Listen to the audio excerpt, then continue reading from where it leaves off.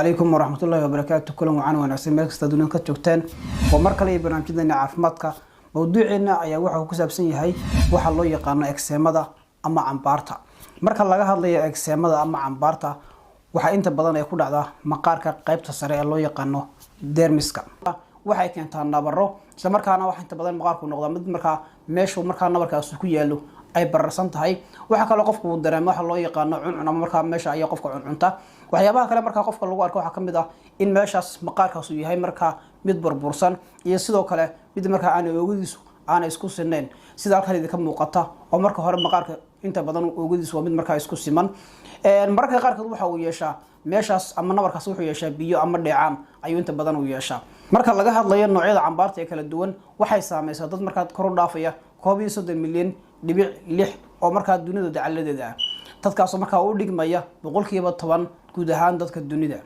noocyo kala duwan ayaa jira markaa cambaara balse nooca ugu badan waa tan ku dhacda markaa maqaarka oo inta badan ay dadku ay ka cawdaan inta badan dadku markaa ay ka hadlayaan eczema ama cambaar waxay uga jeedaan cambaarta markaa ku dhacda maqaarka balse waxa jira noocyo kale oo markaa iyaguna eczema oo ku dhaca habab kala duwan ee jirka hasa ahaatee nooca ugu badan markaa ay dadku ay sheegayaan waxa kamid ah tan ku dhacda maqaarka oo loo yaqaano eczema dermatitis maadaama ku dhacayso qaybta sare ee maqaarka ee loo yaqaano dermiska balse sidoo kale waxa jira kuwa iyaguna ka dhashay allergy ama xasaasiyada kuwa waxa kamid ah asmada ama xiiqda waxa kale oo kamid ah waxa loo yaqaano high fever oo isaguna inta badan lagu khaldama calaamadihiisu inta badan ay u eeg yihiin hargabka ama dureyga maxaa sababa ama maxaa keena cambaarta ama eczemada waxyaabaha sababa ama keena cambaarta maaha kuwa si dhab ah loo ogyahay balse marka laga hadlayo waxa inta badan loo aanaya ama loo tiriyaa inay sababeen waxa loo yaqaano inay ku yimaadaan hidde ama sidoo kale inuu deegaanka ama meesha qof markaa uu ku nool yahay ay sabab tahay markaa cambaarta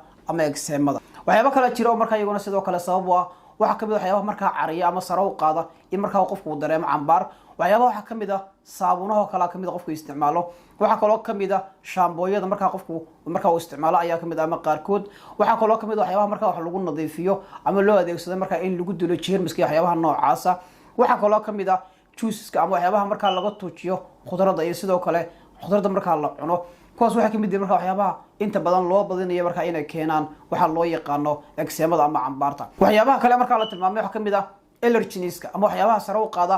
xasaasiyada ama allergy-ga waxyaabaha kale markaa la tilmaamay waxa kamid ah stresska ama warwarka inkastoo markaa stresska ama warwarku aan si toos markaa aan u sababeyn eczemadii ama cambaartii haddana wuxuu kamid yahay waxyaabaha markaa sare ugu sii qaadi kara ama uga sii dari kara xaaladda caafimaad ee markaa qofka ugu dambeyntii waxyaabaha sabab waxa kamid ah isbedelada hormoneska gaar ahaan haweenka marka laga hadlayo xilliyada markaa hormoneska iska bedelaan waxa kamid ah xilliyada uurka iyo sidoo kale xilliyada xaydka labada xilli ayaa sidoo kale lagu arkaa haweeneydu markaa inay yeelato cambaarta ama waxa loo yaqaano eczema qodobadan soo sheegnay waxay kamid yihiin kuwa inta badan loo tiriyo inay sabab u yihiin eczemada ama cambaarta calaamadaha ama astaamaha marka laga hadlayo calaamadaha lagu garto cambaartu waa kuwa kala duwan iyadoo ay ku xidhan tahay markaa deeda markaa qofka ay ku dhacday ama markaa ay ka muuqato maqaarkiisa inta badan marka laga hadlayo calaamadaha lagu garto waxa kamid ah in markaa qofku si joogto markaa uu si xoqo ama markaa uu meeshii u marmaro maqaarkiisa ahayd ama dubkiisa sidoo kale waxa jira calaamado guud oo lagu garto cambaarta calaamadaha waxa kamid ah in maqaarku noqdo markaa mid qalalan waxa kale oo kamid ah inuu maqaarku noqdo mid markaa dahar leh ama markaa qolof leh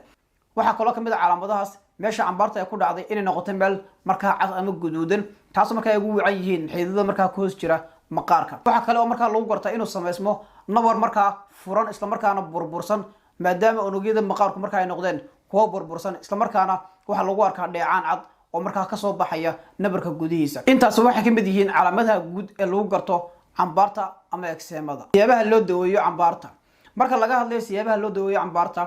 waxa jira habab dhowr markaa loo daweeyo cambaarta hababka waxa kamid ah in qofka la siiyo boomatooyin ama dhiiqooyin iyo sidoo kale creamyo markaa qofku maqaarka dushiisa maranayo kuwaas markaa waxay sameynayaan inay hoos u dhigaan inflammationka ama bararka iyo sidoo kale inay markaa hoos u dhigaan waxa loo yaqaano cununka markaa qofku uu dareemayo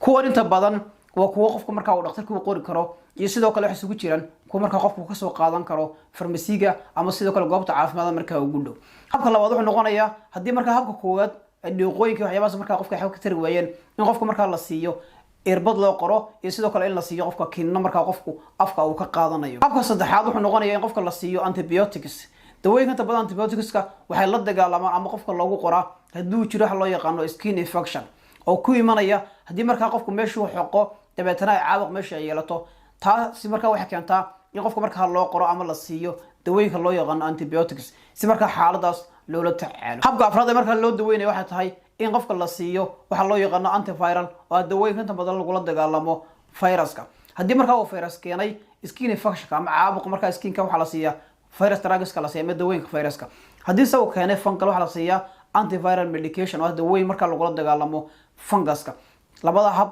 ayaa markaa loo xaliyaa. habka shanaad markaa wuxuu noqonayaa qofka la siiyo waxa loo yaqaan antihistamines. antihistamines qofka inta badan haddii markaa habeenkii uu xuqayo oo kale ayaa inta badan la siiyaa maadaama chemicalka inta badan loo yaqaan histaminka laga helo qulqulka dhiigga. taasi markaa waxay keentaa inay sare u qaado cambaarta. marka habkan wuxuu noqonayaa hab lagu xaliyo ama hoos loogu dhigo cuncunka markaa qofku uu dareemayo khaasatan habeenkii oo kale. ugu dambeyntii haddii soo koobno habka loo daweeyo waxa loo yaqaan cambaarta. siyaabaha kale markaa loo daweeyo waxa kamid ah qofka la siiyo dawooyin markaa iyaguna hoos u dhigaya immune systemka markaa reaction uu sameeyo ama falcelinta uu sameeyo. ugu dambeyntii waxyaaba qofka lagu daweynayo waxa kamid ah phototherapy. phototherapy ama iftiinka qofka lagu isticmaalayo waa in xaaladdu soo ahaataa xaalad markaa dhexdhexaad ah oo aan noqon markaa xaalad aad u daran. intaas ayaan kusoo gabagabeynay barnaamijkeena oo ku saabsanaa cambaarta. waad ku mahadsan tahay daawashadaada.